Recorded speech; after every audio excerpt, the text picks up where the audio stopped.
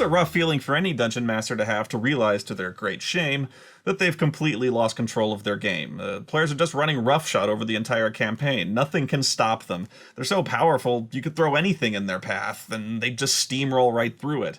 And why is that? Usually it's because the DM is young and experienced. This is their first time DMing, and they're not used to dealing with a group. They've written their own adventure. Most times it's because they're what's known as a Monty Hall DM, whether they realize it or not. A Monty Hall DM is somebody who essentially gives the players insane amounts of money, treasure, magic weapons, magic items, spells, wands, and whatnot.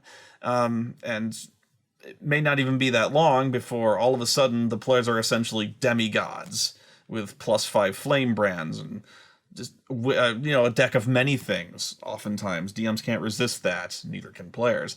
Ring of 3 wishes stuff, insane amount of treasure that as a DM, hell, you want to play with it as much as the players do. You got all these books back here with just all this great stuff. Why not? Well, the reason why not is because the players quickly become monsters of your own creation.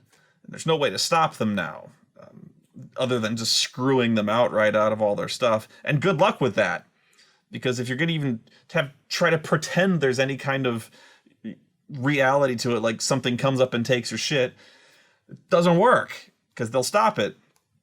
So you can't just talk to the players and be like, I fucked up and you guys are way too powerful now. Can I have all my stuff back?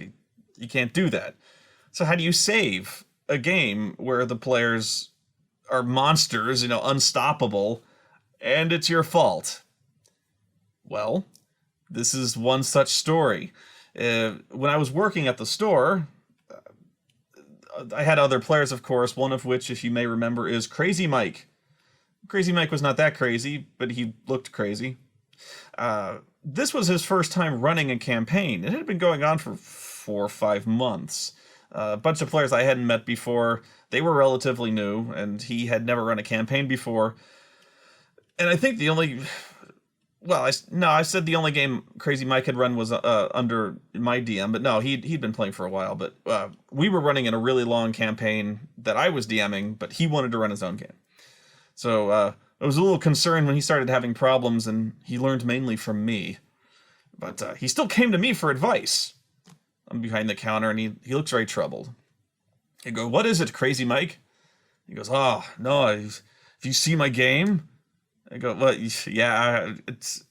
He goes, "Well, it's crazy. I can't, they got all this stuff, and I gave them this stuff. I was running a module, and goddamn, all the magic shit was in there, and they just kill everything." I'm like, "What level are they?" And they're like, "Oh, I don't know, like 17. I'm like, 17? You've been playing this for like 4 months. He's like, I don't know what happened. It's like he woke up drunk one day and the players are level 17. This shit happens, though. Honestly, I think what he did was he didn't divide experience points up properly, or at all, when you dig them out of the monster manual. I think you're supposed to divide it evenly among the players. I don't think he was doing that. But, yeah, things were bad. I didn't exactly know how bad. It wasn't like I was watching them. But yeah, they were pretty high level, much higher than I thought they were. Probably much higher than Crazy Mike thought they were. But he's just, I don't know what to do. I'm thinking of just restarting, just telling him that this is all fucked up and I need to restart.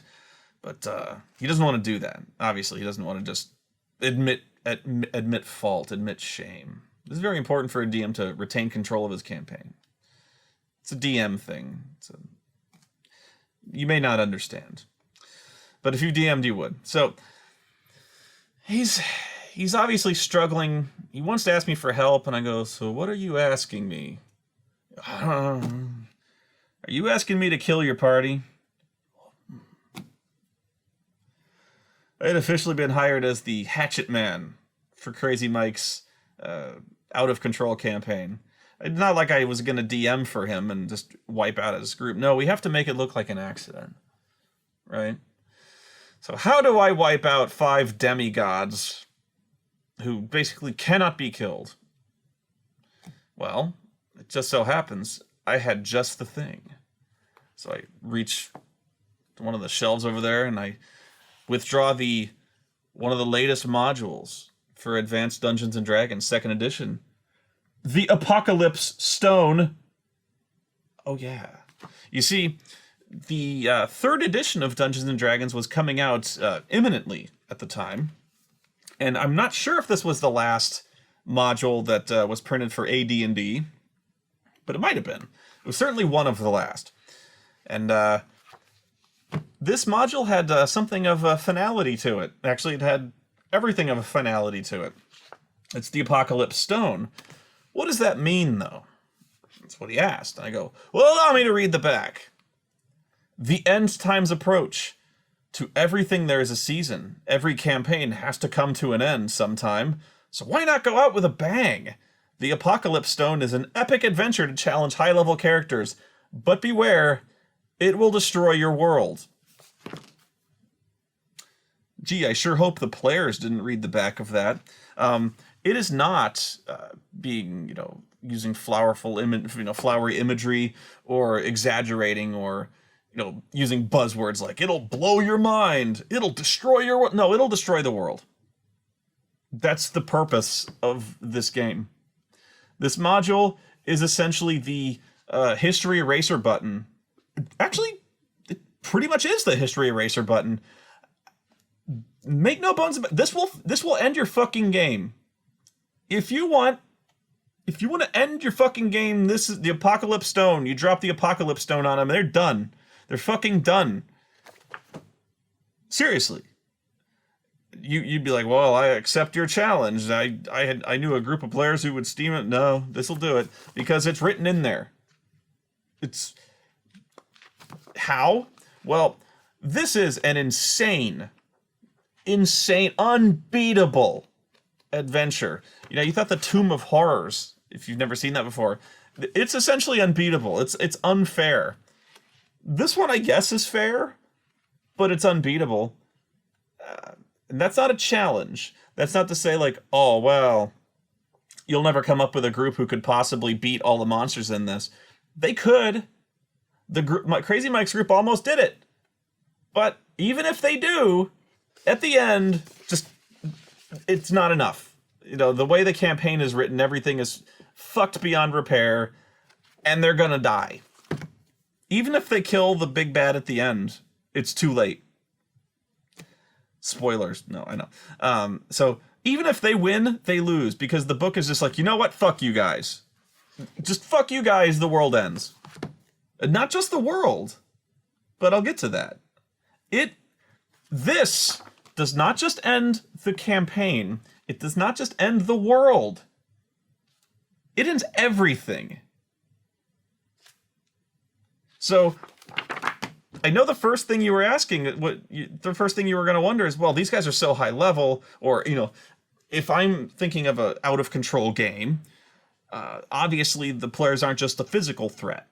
They could easily escape somewhere else. They could leave the world. It's like, what if they had a Spelljammer vessel, which is essentially a ship that flies in space? Oftentimes wizards can cross dimensions to the ethereal plane or planescape, the Outlands, something like that. No. Nope. It's not going to work. Even if they have something that would make it work, it doesn't work. Yeah, this is mainly just because the book says so, although they do come up with a plot reason it doesn't, so the players cannot easily argue with it. They can, but not easily. That said, this is a ridiculous adventure, but it may be necessary in some cases. Easily adaptable to any edition because, well, if you just look through it, it's just it's essentially just a gauntlet of monsters. There's more to it, but... So this is one of the best worst modules, but it has a certain necessity to it. So I show him this, I'm like, take this. He looks at it like it's the Necronomicon. He's like, what is it? I go, it's the end. Yeah, so I just wiped out six player characters without even being there. But I'm not a killer DM. But that doesn't mean I can't enjoy it when players meet their horrible demise. And oh, they met a horrible demise here. So, what's the Apocalypse Stone about? And I'm not just going to read it. I'm intimately familiar with this. I've had sex with it. That's how intimate it's been. As you can see, the outlook for this game is somewhat bleak. The first thing you must not ever let them do is let them realize they're playing the Apocalypse Stone. Because if they're players at all worth their salt, they'll go try to find the book, not to read it, not to spoil it. Some will. But they'll be like, the Apocalypse Stone? That sounds fucked up. And they'll go look at the back. There's no law against that. Oh, it'll blow up the world. You're fucked. You're just fucked. So, really, I think even the books, the book suggests this, is if you're gonna do this, essentially, like, copy all the pages and don't show them this. So don't be like, all right, so you get the stone, which nothing bad happens when you do that, and everything should go.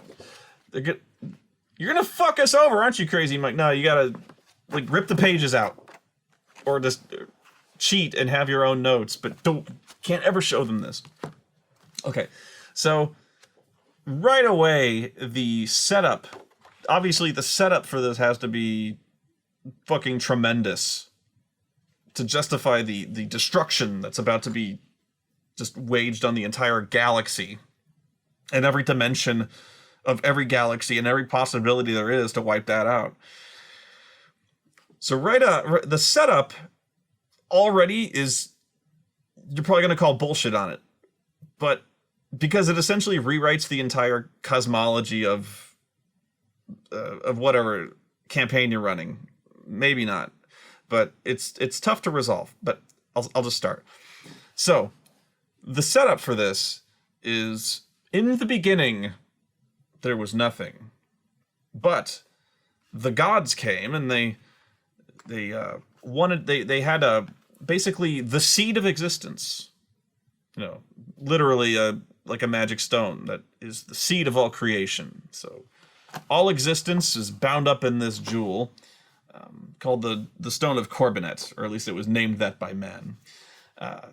So they have this stone that's basically the linchpin of all existence. And they go, well, what do we do with it?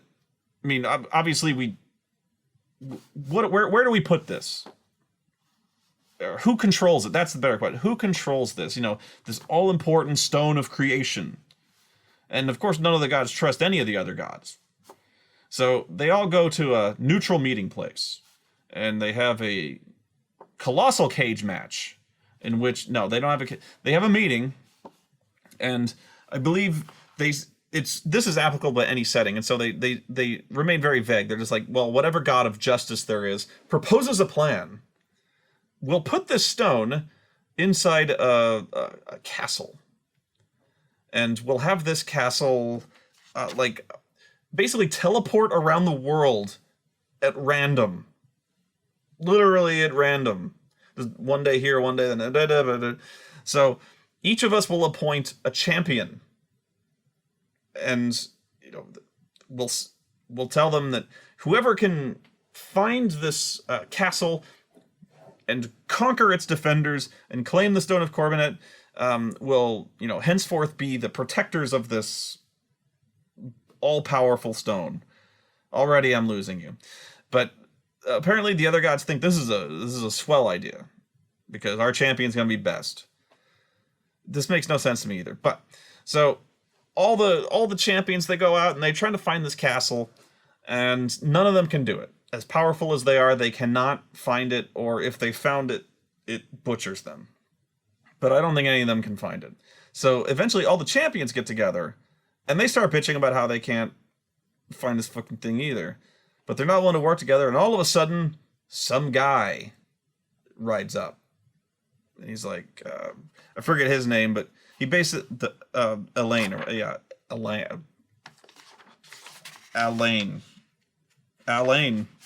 He comes up and he goes, I serve no god, but I am the best of man. I'm the best man. And they're like, who the fuck are you? And best man, fuck you. And he's like, I'll find this fucking castle. And he rides out, and he finds the castle. It doesn't say why, but he does. So he conquers the defenders, and he claims the Stone of Corbinet, and the gods go, right on. Well, you are now the custodian of the Stone of Corbinet, and you and your line are now entrusted with a sacred duty to forever protect and defend it, and you and all your line, and anyone else you can bring here, blah blah blah. So from then on, this guy's family and his loyal retainers and people who join him are essentially kind of in this Brigadoon warping castle, and they're all sworn never to. They're sworn never to take it or smash it or do anything wrong. They're basically confined to this one place. The Stone of Corbinet confers virtual immortality. They live a long time, but they essentially have formed like this very closed army inside the castle, and for generations and generations, this thing has remained perfectly safe. And that's where the players come in. Of course, the new king, the protector of the stone, has an evil brother, who is, of course, the king is about to abdicate his throne to one of his two sons. And of course, the evil one is the older one, but Dad realizes that the evil brother is a prick, and so he announces he's going to give the throne to the much more noble, pure of heart and spirit, younger heir. This is going to go well. I think even the book might, this is not smart of the king, but to their shock, the evil brother, Garloth, also, which translates in Elven to fucking evil, Garloth, is shockingly cool with this. He goes, oh, all right, well, don't worry about no, it's fine, you protect your fucking stone. And then they're like, wow, you thought you'd be kind of upset. He goes, upset? No, I got shit to do, because he's a wizard. Of course he is. I got books and shit. See all these books. I got fucking books to read. And they're like, okay, okay, you're a big fucking nerd. Go read your fucking nerd books. And he's like, you guys. And he closes the door. He's like, fuck! Ah! I hate my dad so bad! Ah! And so, he goes back and hits the books with a vengeance, but this time he's reading the forbidden fucking books. The dark magic books. The satanic Bible, even. The books he shouldn't be reading. The books with the fucking demon on them. Yeah, and so now his brother's in deep shit. So, and this is fairly obvious, apparently, to all the other guys, because he's all confined in his tower, and there's weird noises coming from up there, and bolts of lightning and shit. And so eventually his older brother is like, you okay, dude? And he's like, yeah, fine. you nut. I'm fine. Get the fuck out of here. And so one thing leads to another, and basically they have to cast him out, which that's going to go well. But the good news is, Garloth, as are any of the protectors, are sworn not. They cannot, physically cannot, seize the Stone of Corbinet for themselves. They can't interfere with this. So Garloth, of course, is still planning his eternal vengeance, and instead of claiming the Stone of Corbinet for himself, which he can't do, he comes back one day. And he just, he doesn't murder everybody. He wields his 20th level magics to literally turn every single inhabitant of the castle into some freakishly fucking powerful monster. Because he can do that. Whatever. His brother, he just turns mad and leaves him gibbering insane and guarding this stone and is barely comprehending, but the important thing here is that all the previous inhabitants, He is now turned into absurdly goddamn powerful monsters. Still can't seize the stone. But that's where the players come in. So, the way this starts, first off, Garloth realizes he cannot act directly. He's sworn not to, he can't do it. So I'm going to act indirectly. I'm going to have other people do it for me, which that seems like a fairly important loophole the gods would have realized. Whatever. So I have to act indirectly, and I have to make this as unsuspicious as possible. Because they have to... I mean, obviously this is going to seem like some mega important thing. This stone is... They're going to be suspicious if I just go hire people to go get this stone and give it to me. So, obviously, they've got to go to this castle, get this really huge magic stone that's obviously magic, and they won't ever be able to identify because it's the fucking seed of existence, right? And so he's like, well, I can't just go in there dressed as an old man and be like, hey, can you go to this horribly dangerous castle that teleports at random and go get this stone? And so, yeah, I'll pay you $100. Can't do that. So, I'm not even kidding when I say, like, the first third of this book is Garloth trying to passively, aggressively push the players towards this castle. To that end, he has gone on a recruiting spree and hired actors. And the players may be suspicious no matter what. So he's hired actors and told them lies so that they will then repeat different lies to the player characters that still... So it starts off, and it says to be as subtle as possible about this. Right. He has hired a bard, which I would always... I asked Crazy Mike, please let him be my bard. I want to be the catalyst for the end of all existence. He's like, all right. I was like, really? No! It's too late, you're in there. So he hires a bard to essentially tell them a different version of the story I just told you about the birth of the world and shit like that. We're leaving that stuff out.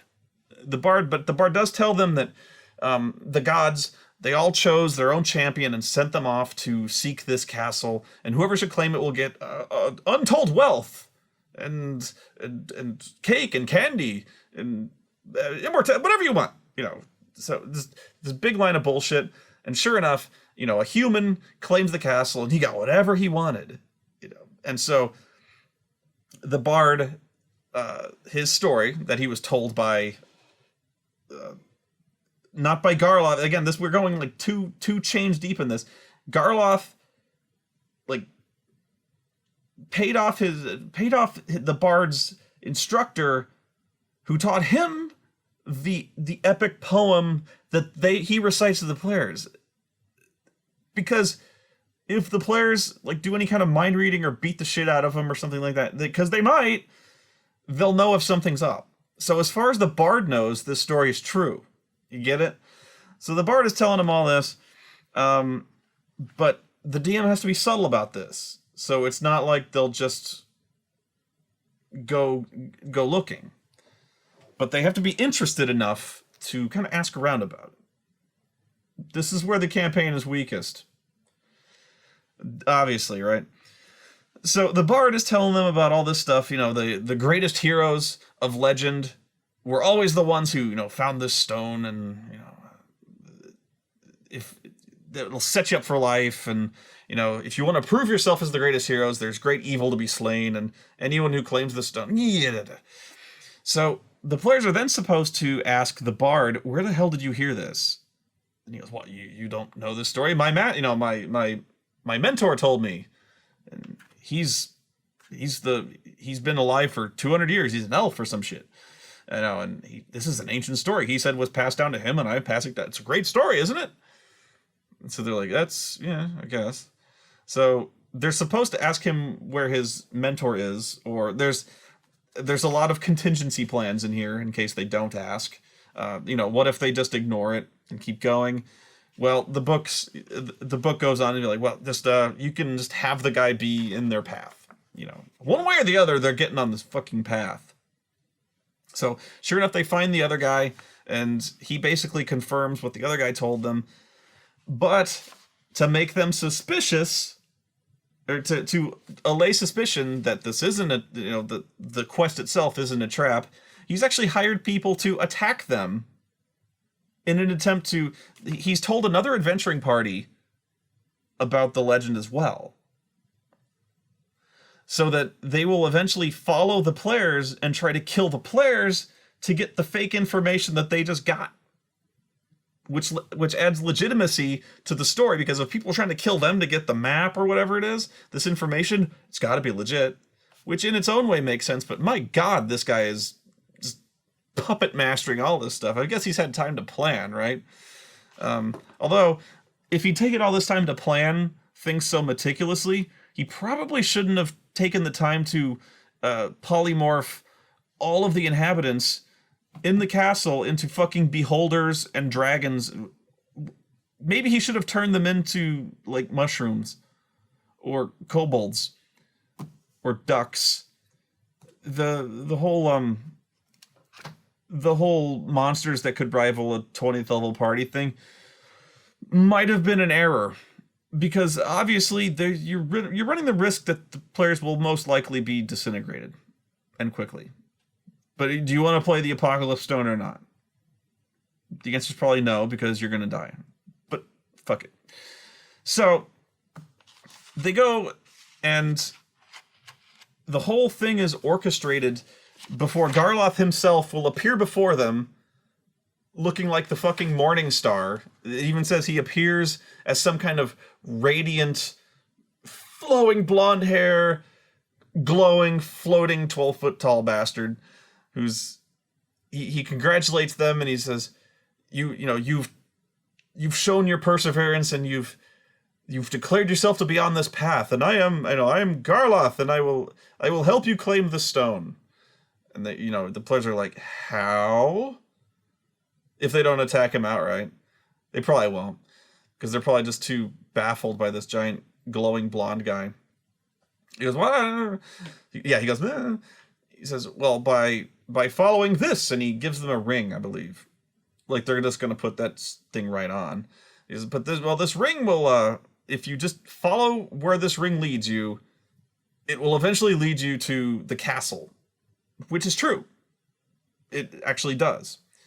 So, I guess it's meant to build some kind of trust.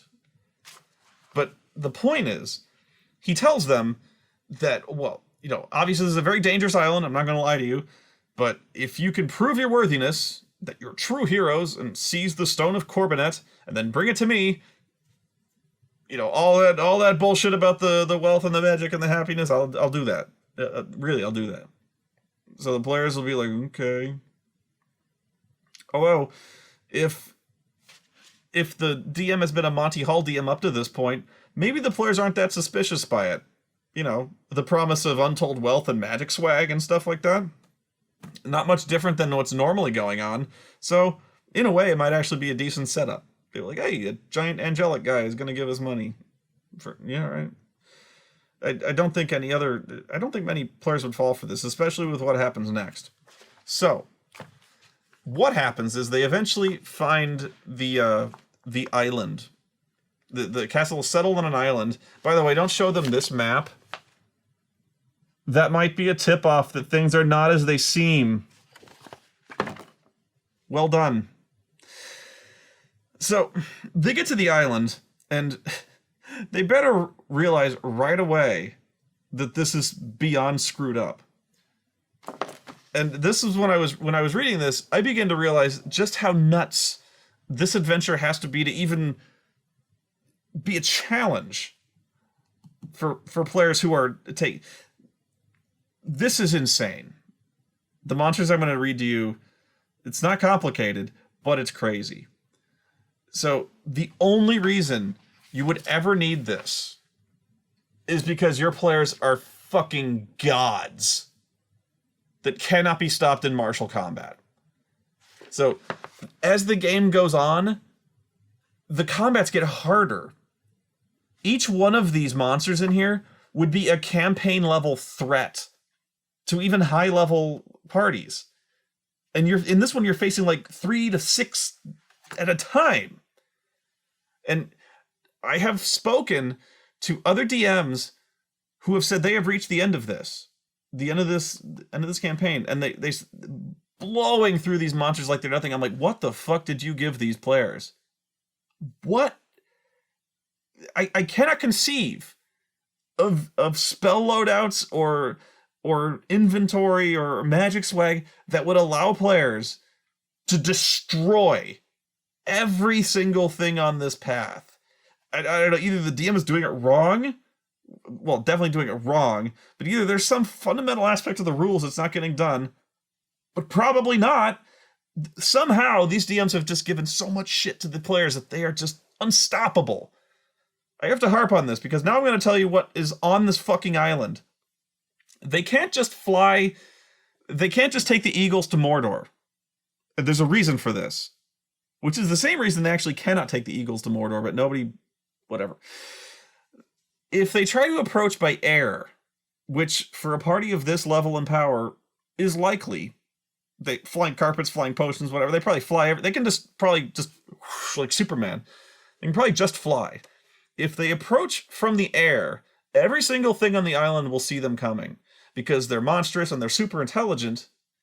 They haven't lost that, and they are jealously guarding their own little bits of turf. They're intelligent, but they're now monstrous. They don't care about the Stone of Corbinet, maybe, but you know they're all hoarding stuff. Specifically, what I'm referencing is there are now 3 dragons. Like, how old are the dragons? Venerable. I don't know if Venerable, I think Ancient is the oldest one, but Venerable is like second oldest, okay?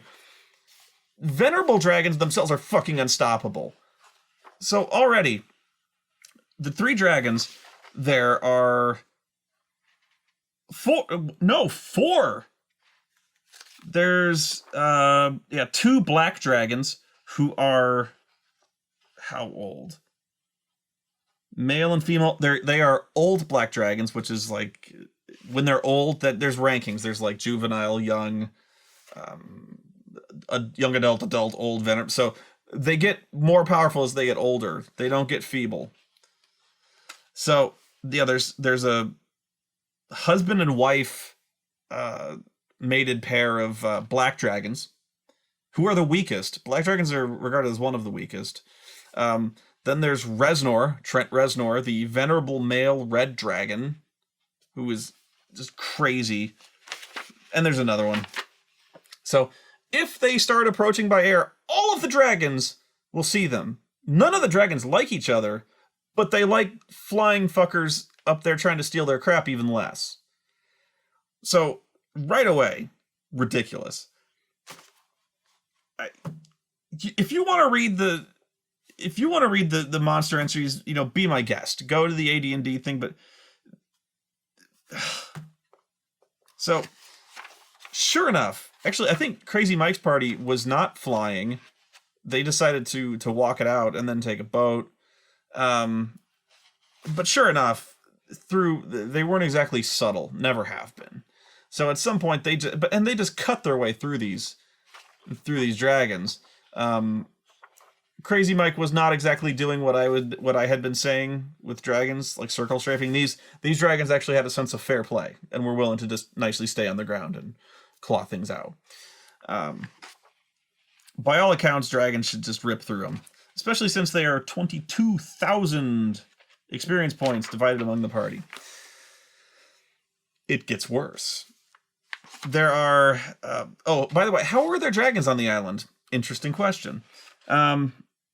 Who did he turn into dragons? Oh, they are the...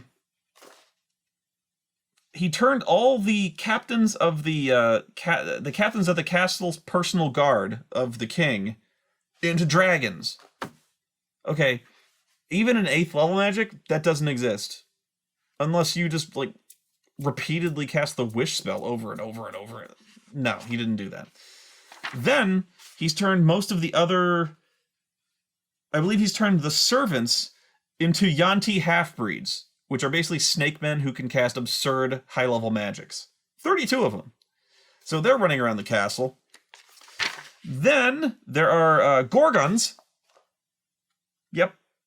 There are 4 Gorgons who have petrifying breath 4 times a day in a cone of 5 foot, a 5 square wide, 20 foot wide at the far end, 60 foot long. Saving throw versus petrification or turn to stone. Poison gas once per day, cone of gas 5 feet wide. And if you get hit with the poison gas, it's 10d4 plus 5. Petrification is nothing to be fucked around with in AD&D. If you're stoned, you stay stoned. You get stoned. There are also 8 harpies, 8 invisible stalkers, 4 shambling mounds, 6 giant trolls, 12 Grull workers, 2 nightmares, and a partridge in a pear tree. I'm guessing even if you've played a lot of this, you have no idea what the fuck half of these things are, and if you have to ask, they're badass. There's also even I don't know what the fuck this is. A Thessal monster. What's a Thessal monster? 1 second. Is it in the... It usually says where it is in the book. Okay. Maybe it's in here. I have to know. A Thessal monster. Thessal. No, of course not. Does it say what book it's in? They may have just invented it for this campaign. Oh, there's a Pteranodons, a giant sundew. So yeah, it's just like it's a grab bag. It's a clown house of crazy monsters. But here's a Thessal monster. It has a lion head, snake heads, dragon head, and body. So it's a dragon head and body with lion head and snake heads. 6 to 8 snake heads. Jesus Christ. It's immune to acid and petrification, has a breath weapon. Acid bite from snake heads cause additional damage per hit. A pincher tail immobilizes any medium-sized or smaller victims on hit. Needs an open door needs an open doors attempt to pry your own ass out of there. And every round you're stuck in it, you take 3d8 damage. Each snake head only takes 12 hit points, but the loss of hits does not affect the monster's overall hit points. The lion's head is the brain of it unless it's destroyed. Then the dragon is destroyed, and that fights until it's destroyed in a berserk fury until killed. There are 12 shambling mounds, actually. Sorry. Each one with at least 68 hit points, up to 80. Shambling mounds are like Swamp Thing, and about as powerful. Harpies. Harpies are mean in this. They will screw you up. There is no cure for harpies. They keep coming. Humans and demi-humans who hear a harpy song must make a successful saving throw versus spell or be charmed for the duration of the song. That's rough. And a harpy's touch charms victims immediately. So that's actually a pretty good way, I think, to wipe out the party, is if you can successfully charm one of them. That would suck. And then it gets harder. The stables, all the horses in the stables have turned into nightmares, which are giant black horses with flaming hooves that are intelligent. They set alight any combustibles on a successful attack. They fart clouds of noxious vapor. Anything within 10 feet must make a successful save versus paralyzation or take a penalty to attack and damage. They have an AC of -4. That's very good. They get 3 attacks. Hoof, hoof, bite. Noxious vapor. Yeah. So imagine like the Nazgul horses, except they're on fire. And that's... you're getting a rough idea of how mean they are. Then... outside in the garrison, all of the soldiers in the barracks have been turned into giant trolls. Those are fun too. They can hurl boulders for 2d8 damage. And inside, Who was turned into these? Doesn't matter. Inside, standing guard over the central staircase of the main tower, 3 beholders. Okay, I have to explain, because some of you don't know what frigging beholders are. They're pretty much campaign level enemies, like, and you don't screw with them, because they essentially will erase people. It doesn't matter how powerful you are, really. They essentially have, I think, how many eyes? They're like, you ever seen Big Trouble in Little China, where they got that little floaty head thing with the eyes sticking out of its head and stuff like that? It's like that, except bigger, and it can actually kill people, like, really easy, because they are not only like master sorcerers in their own right. Each one of their eye stalks, how many are there? Body, eye stalk, central, or smaller eye. So he gets 10 eye stalks. 1 does charm person, 1 does charm monster, 1 does sleep. 1 does telekinesis up to 250 pounds, so he can force throw you. Flesh to stone in 30 yards. Fear, as in a wand of fear. Slow. Cause serious wounds, which hurts a lot. Anti-magic ray from central eye. So basically, if it's looking at you, your magic shit doesn't work. It just emits anti-magic from its eyes. And there's 3 of them. So your stuff won't work. I thought there was like a disintegrating ray. Maybe they took that up to be merciful. Oh, death ray. No, that's not right. I thought there was like a disintegrating central eye. Maybe it's a different kind of beholder. Still, the anti-magic and the death ray, that's bad enough. Plus, these things have at minimum 75 hit points. They have magic beyond that. They'll mess you up. As I recall, if they have a disintegrating eye, you have to save versus...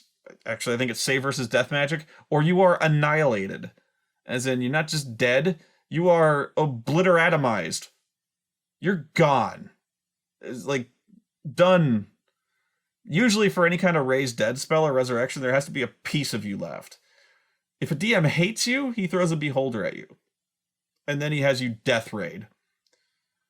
So you're like, not only are you gone, you're fucking dead. So right away, you can tell this isn't screwing around. If the 3 dragons who just fly up your ass weren't enough of a sign. So somehow, if they get past the fucking beholders, which, by the way, it makes no sense that beholders would be working. Never mind.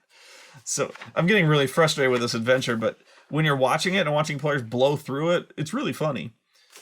I still don't know how they did it. They just got, like... Honestly, I think most of these things they were just dropping in 1 hit. They just hit that hard. I dimly remember this. Even the mage who could throw like just galactic level destruction spells, I don't even think they needed him for that.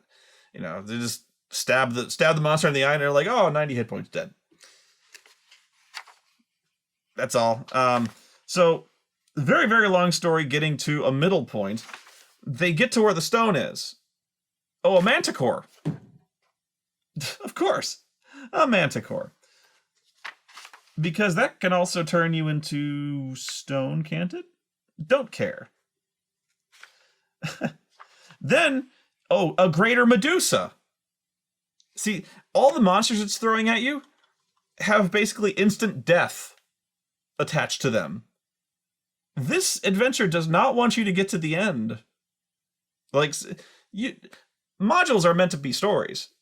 You know, it's not like they're just throwing these monsters in you intentionally to just end you every single encounter. It's supposed to be like a dramatic fight. No, this one is like, oh, you walk in, there's a giant Medusa staring right at the door. So, naturally, a giant Medusa turns you to stone. Anything within 30 feet saved versus petrification or is dead. This is also effective if you're looking at it after it dies. Has poisonous snake bites. So if you're within melee range, the giant snakes coming out of its head can bite you. What happens if it bites you? It's poisoned. And what do I mean by poison? I mean, you save versus poison or die. That's what it says. AD&D was a little more blunt when it came to that, usually only in bad adventures, but yeah, if you were fucking with a greater Medusa, again, you were dealing with something that freaking Hercules would have a hard time with. We're talking about stuff in epic legends and epics, and all of a sudden, oh, here's one that's essentially like a minor flunky in this adventure. So yeah, if the snake bites you, save at -1 or die. That said, if they're that powerful, they're probably going to save easily. Maybe not. They also have poisonous blood, and this is my favorite part of a greater Medusa. It's like an alien, and except alien has acid for blood, that would cause damage. If you are in contact with greater Medusa blood, even after death, save versus poison or die. So if you're really mean, if you're really, really mean, what you do is you have the Medusa, when it gets wounded, go to start spitting on them, like, ugh. They get splashed, save or die. So, okay. Oh, it has a short bow +2. Oh, this is good. This is an addition. Okay, I was not impressed with the short bow +2. What's a short bow +2 gonna do to them? No. She has 12 poisoned arrows dipped in her own blood. Save versus poison at -1 or die. I love this monster. Although, now, this isn't necessarily such a bad encounter because, again, parties this high level, death does not stop them. I'm guessing the cleric has a wand of resurrection with like 3 zillion charges. Still, funny.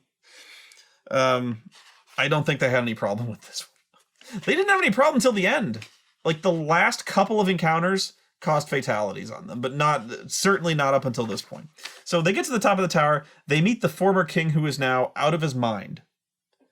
But he's still guarding his precious, because that much he knows is that he can't lose control of this thing. So as soon as they enter, he jumps out in ambush and attacks them. Now, this guy, crazy though he is still very heavily armed. He has a staff of thunder and lightning. Look it up, it's awesome. He also is a master level mage. So he has just a globe of invulnerability, wall of force, telekinesis, cloud kill, Mordenkainen's sword. He's set up. And besides that, he knows they're coming, so he's cast like all his really good protective shit. So he's badass. Here's the thing though. As soon as they hit him for the first time, bad things start to happen. As soon as they hit him even once, which is hard to do, but as soon as they hit him even once, his eyes roll back in his head, he collapses backwards just weeping and useless. He's done.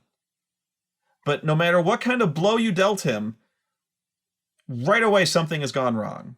As in the island starts to tremble and shake. The place is starting to come down. So basically the party has to figure out what to do with this guy, or more likely the gem is right there, the stone is right there, so they're probably gonna be like, this place is gonna blow, and they grab the stone and get out there, which actually is a decent idea considering. Well, I was gonna say, so they don't ask him what's up with it. The guy's too crazy to say anything really useful. So yeah, they escape the castle while it's collapsing. And so the reason for that is that since this guy is the god-ordained protector of the castle and the stone, pardon me, he essentially is the castle. So any injury dealt to him caused severe injury to the castle. So, if he dies, then the castle is gone. There's no protectors left, obviously. So by this point, if they live, they have the stone. Here's where I don't like the adventure. Because they then have to, once they get back to the shore of the island, Garloth appears to them in his same, angelic radiance. And he says, your names will be remembered until the end of time itself, for you have passed the essential test of valor. But one more trial remains before you may claim the reward that awaits, the test of character. This test will come upon you suddenly when you do not expect it. When the trial begins, you must choose the correct path. I suspect you will have no more difficulty passing this next test than you did this one. Remember, be on your guard. That saying, he holds out his hand and awaits for you to hand him the gem. No matter what, the players are going to think something is up. Can you think of any circumstance, even if you were sure this guy was...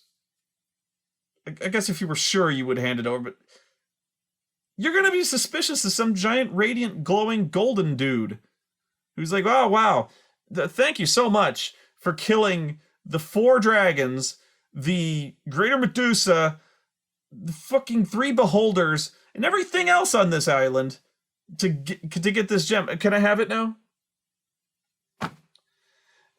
I think the whole point of the legend and the whole spiel that the Garloth tells you earlier is that the gem is just kind of a symbol of victory, like a trophy or something like that. On the other hand, though, the crazy king guy who's defending this, like screaming and all rabid and crazy-eyed, that should tip them off that something greater is at stake here, as well as the frigging insane monsters that the menagerie this thing has drawn around to it. Plus, they fought so hard for this thing, you figure they want to know what it does. Like, this thing is awesome, it's this weird, I think it's like a white stone striped with black or something. It's a very yin-yang type of thing. But you figure the mage, at least, is going to be like, oh, wow, what did we get here? I want to... Can I hold on to this for a second? So, no, that all of a sudden, immediately, this guy shows up and he holds his hand out. He's like, can I have it now? Please? Although there's no way for the DM to make this little, even the way the way it's written is he says, so few have come so far, truly you are every inch as worthy as I foresaw. Now earn your just reward and deliver unto me the token of your valor. So saying, he holds out an armored hand, palm up. There is no way for a DM to read that statement and not seem suspicious as all hell.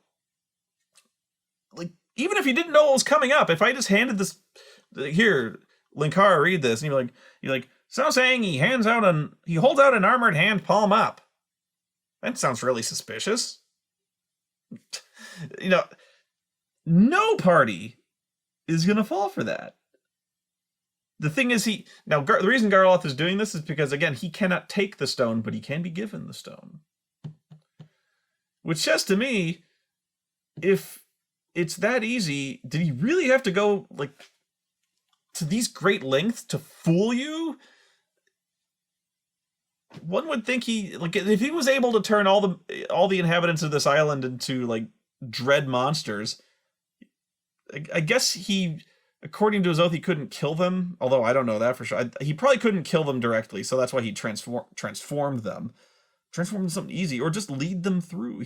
This guy is unstoppable. Of all the unstoppable things here, he's the main bad. And he turned them into these things, so he's at least tougher than they are, right? So anyway, this is his evil plan, and it kind of assumes that they just hand it over, which is a really dumb frigging assumption, and this is where it would fall apart. It does mention that if they don't feel like it, or they just attack him outright out of greed or belligerence or something like that, he will fight them, and if he starts to lose, he'll fuck off, but he'll still keep, the adventure can go on, but he's kind of mustering his reinforcements, and it does have, contingency in that case, but they're really meant to give it over to him. But it doesn't matter either way. The key here is that the stone has been taken out of its rightful place. And once that's happened, everything is screwed. Because the stone, I will now explain what that does. The stone is more than just like the seed of existence. It's the drain plug. So it's in the castle for a reason. It has to stay there. It is literally the nexus of the universe. Like, all things nexize in it. All things intersect there. In cosmic terms, there's the inner planes, the ethereal plane, the astral plane, and the prime material. It's like a big sandwich. It's like the hamburger of existence. And in the middle of it, the toothpick that goes through the burger of existence is the stone of Corbinet. That's about as well as I can put it, really. If you take the stone of Corbinet out, all of a sudden the burger, the various layers of it are unsecured, and they'll just fly apart, unlike a burger. But if you drop, whatever, fuck it. So anyway, the stone is at the center of all this. It holds the prime material plane together with the astral bun and the inner plane bun, and that's why the stone is good. When you take the stone out, things are set into motion where reality starts to unravel. And that starts pretty much as soon as they take it. So the reason this adventure, it doesn't matter whether or not Garloth gets it. He will get it, trust me. But even if they held on to it the entire time, they fucked up. They have irreparably screwed things up. So whether they hold on to it or not, reality is now going to fly apart at the freaking seams. They were not supposed to be able to do this, like, cosmically speaking. They've done something, they have broken that which could not be broken. So this is where the story kind of gets really interesting.